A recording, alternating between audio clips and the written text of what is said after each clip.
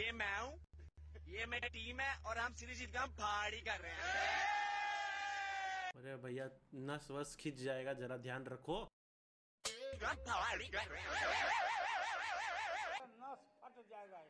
So that's it for today.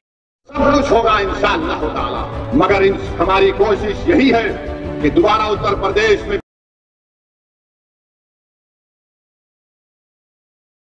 BJP की सरकार ना बने। देखिए, मैंने सुना अभी ओवैसी जी कह रहे थे कि इंशाअल्लाह इस बार योगी आदित्यनाथ मुख्यमंत्री नहीं बनेंगे। इंशाअल्लाह मैं यहाँ बैठा हूं आपके चैनल पे, हम भी कहते हैं कि जय श्री राम, योगी जी ही मुख्यमंत्री बनेंगे। जय श्री राम।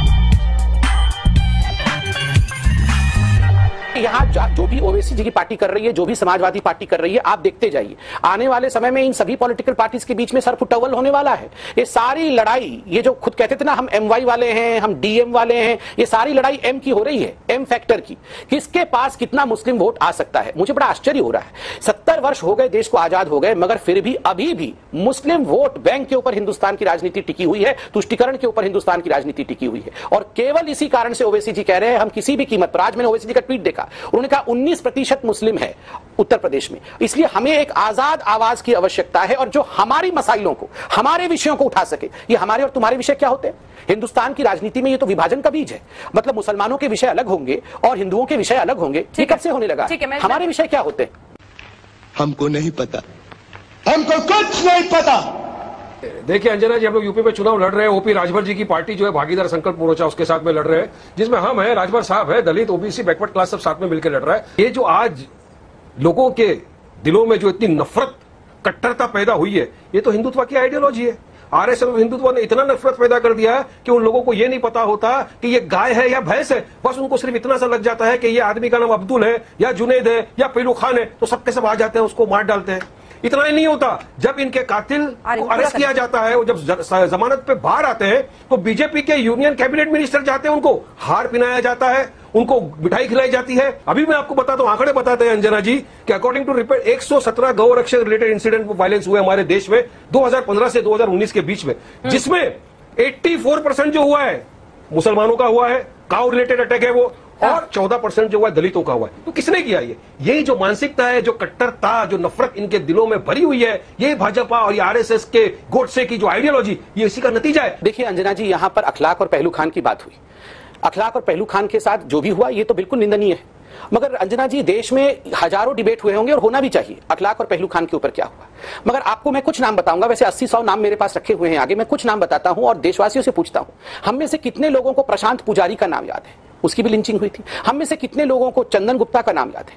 हम में से कितने लोगों को रिंकू शर्मा, जो अयोध्या में राम मंदिर के लिए चंदा इकट्ठा कर रहा था और उसे जिस लोगों ने मारा है, जाहिद, मेहताब, दानिश और इस्लाम ने मिलकर उसे मार दिया, दिल्ली में, दिल्ली की घटना है। हम में से कितने लोगों को पालघर के उन 2 संतों का नाम है जिनको लिंचिंग करके मार दिया गया? हम में से कितने लोग जानते हैं भारत यादव, लस्सी बेचने वाले 2 भाई, मथुरा के अंदर 15 मुसलमान भाई लस्सी पीने जाते हैं और जब पैसा मांगा जाता है तो इनकार करते हैं, बदले में भारत यादव को मार मार के मार देते हैं। ऐसे में 100 उदाहरण यहां दे सकता हूं, मगर उनके बारे में हिंदुस्तान में डिस्कशन नहीं होता है क्योंकि ये टेकन फॉर ग्रांटेड फिनोमेना है। ये हितैषी बन रहे हैं मुसलमानों की। ये वो लोग हैं जो शाहबानो 70 साल की अधेड़ उम्र की महिला को एक छोटा सा एलिमनी क्या मिलता 75 रुपए का प्रति माह, उसके लिए उन्होंने संविधान में संशोधन तक कर दिया, सुप्रीम कोर्ट के वर्डिक्ट को बदल दिया।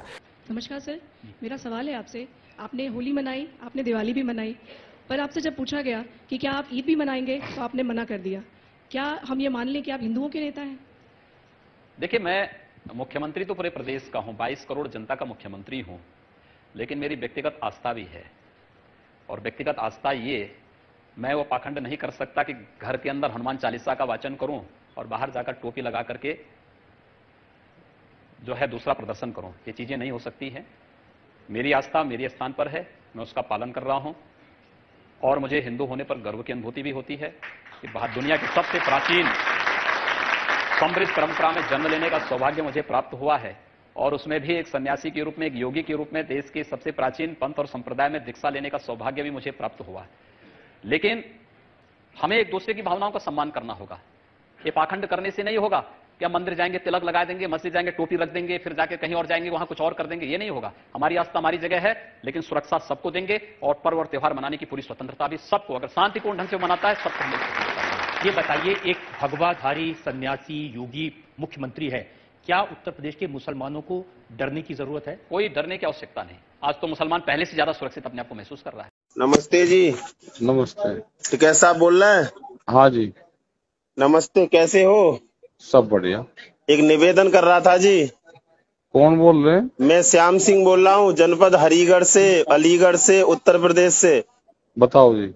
मैं एक निवेदन कर रहा था, आप ये किसान आंदोलन को बर्बाद करने पर काहे तुले हुए हैं? क्या हो गया महाराज? अरे महाराज, ये हो गया कि मुश्किल से सजा के लाते हैं। कल आपने पता नहीं कहाँ पे वो अल्लाहू अकबर का ड्रामा कर दिया। सारा मामला बिगड़ा हुआ है यहाँ पे। कैसे लड़ेगा किसान? क्या बढ़ दिया आपको मतलब क्या पड़ा था अल्लाहू अकबर का? अरे जय श्री राम कर लेते, जय श्री कृष्ण कर लेते, कुछ और श्री कर लेते। तो सारे तो बोल रहे हैं महाराज, सुने नहीं तो सारे वे अल्लाह अकबर हर हर महादेव सुना नहीं? हर हर महादेव का नारा क्या होता है? ऐसी तैसी में गया वो अल्लाह अकबर, उसे अरे छोड़ देते। तो फोन रखिए, आराम ज्यादा कहीं का रख फोन, उल्लू कहीं का। लिहाज है तनका ना है, रख फोन। एक तो कोई कूटने वाला नहीं है ना।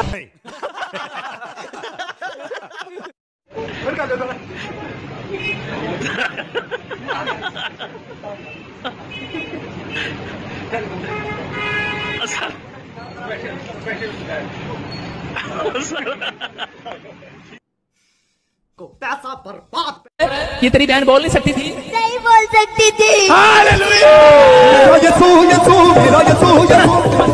बेटे, अभी क्या हुआ? बोलने लगी। मेरा यसू यसू, मेरा यसू यसू, मेरा यसू यसू, मेरा यसू यसू।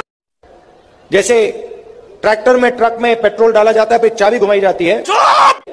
हम हिंदुस्तान की अर्थव्यवस्था में पेट्रोल डाल रहे हैं डायरेक्ट, और जैसे वो पेट्रोल जाएगा हम चाबी घुमाएंगे, झटके से पूरा इंजन स्टार्ट। चुप हो जा सातवीं।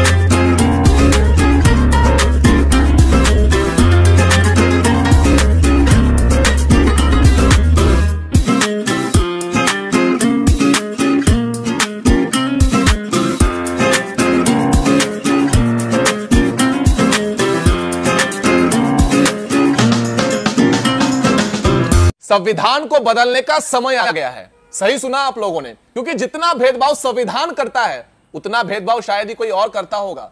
आर्टिकल 26 क्या है आपको पता है? आर्टिकल 26, आज से पहले जितनी भी सरकारें आई थी उन सरकार ने हिंदू विरोधी में इतने काम कर दिए कि हमारे पुश्ते खत्म हो जाएगी, लेकिन हिंदू विरोधी जो ये आर्टिकल लगा के रखे हैं वो खत्म नहीं होंगे। आर्टिकल 26 के बारे में आप लोग को थोड़ा सा मैं बता देता हूं। आर्टिकल 26 के अनुसार मस्जिद के अंदर से जितने भी पैसे जमा होते हैं वो मस्जिद का मौलवी उपयोग कर सकता है मस्जिद को बढ़ाने के लिए, नया मस्जिद खुलवाने के लिए, मदरसा बनाने के लिए, और मदरसों के अंदर तालीब को तैयार करने के लिए, और बाद में तालिबान बनाने के लिए। चर्च के अंदर जितना भी पैसा जमा होता है, वो चर्च का जो पादरी होता है, वो पोप होता है, सिस्टर होती है, फादर होता है, वो सभी का सभी पैसा यूज कर सकते हैं उनके चर्च को बढ़ाने के लिए, नया चर्च खुलवाने के लिए, और उन्हीं पैसों से राइस बैग खरीद कर हिंदुओं का धर्म परिवर्तन करवाने के लिए। तो ये रही इनकी आजादी, ये रही इनकी स्वतंत्रता क्रिश्चियनिटी को लेकर, मस्जिद को लेकर। लेकिन आर्टिकल 26 के अनुसार हिंदू कभी भी अपने मंदिर का पैसा अपने ऊपर खर्च नहीं कर सकता, ना ही वो गुरुकुल चला सकता है और ना ही अपने मंदिर का पुनः निर्माण कर सकता है। ऐसा क्यों? आर्टिकल 26 के अनुसार जितने भी हिंदू मंदिर हैं उन सभी का ताबा सिर्फ राज्य सरकार के पास है। राज्य सरकार ने सभी मंदिरों का ताबा हाथ में ले लिया है और कहा है कि ये सारे पैसे सिर्फ और सिर्फ सरकार के नियंत्रण में आएंगे। ये भेदभाव सिर्फ हिंदुओं के साथ ही क्यों? एक बहुसंख्यक राज्य, एक बहुसंख्यक देश जहां पर हिंदू बहुसंख्यक है, वहां पर उसकी तुलना और उसकी औकात रत्ती भर भी नहीं है। क्योंकि हम एकजुट नहीं है। आर्टिकल 26 को इस हिंदू राष्ट्र से हटाना ही चाहिए और इस वीडियो को अधिक से अधिक लोगों तक पहुंचाकर उनके कानों तक ये बात को पहुंचाइए कि जो भी पैसा आप मंदिर में दान करते हो उसे मंदिर के उन्नति के लिए नहीं, बल्कि सरकार अपनी उन्नति के लिए, मदरसा खुलवाने के लिए, पोप को पैसा देने के लिए इस्तेमाल किया जाता है। इस वीडियो को अधिक से अधिक लोगों तक पहुंचाकर इस जानकारी को बताएं और अपने धर्म को बचाएं। तब तक के लिए जय श्री राम।